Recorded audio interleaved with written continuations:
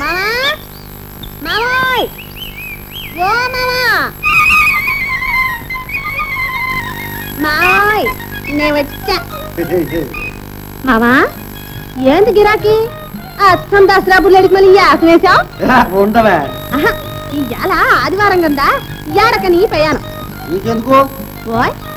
నా గది ఇంకెవరికంటే నీ సంగతి నే లేకపోతే నీ మోహం చూసేవాళ్ళు ఎవరంటే ఈ ఊళ్ళో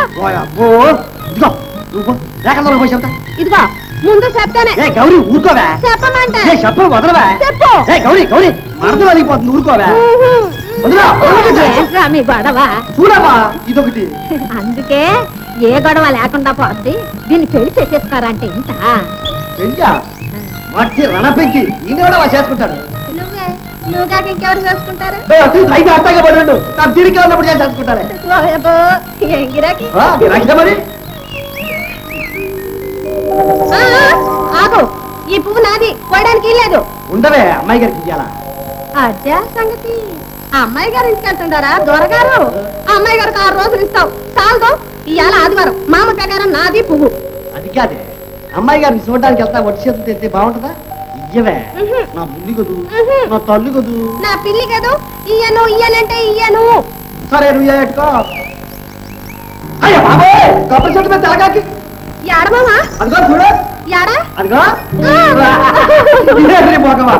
అయితే పెళ్ళే రా గోపి అమ్మాయి గారు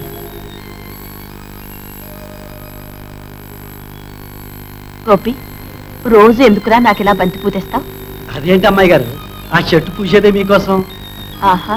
అందులోనూ ఒకటే పువ్వు పూస్తుంది అదేంటో గాని అలాగే ఒట్టమ్మాయి గారు బాగుంది చాలా బాగుంది అమ్మాయి గారు ఆట అయ్యగారు వంత పాటాను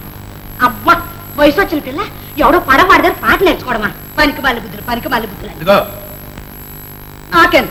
అలా అన్నావు బాగుంది అంతేలేండి నేను ఏమైనా అంటే ఇది సవితల్లి తుప్పనాట సోర్పణక చూడలేకపోతోంది అని నన్ను ఆడిపోసుకోవడానికి ఇదిగో మంచిది బెటర్ అలాగే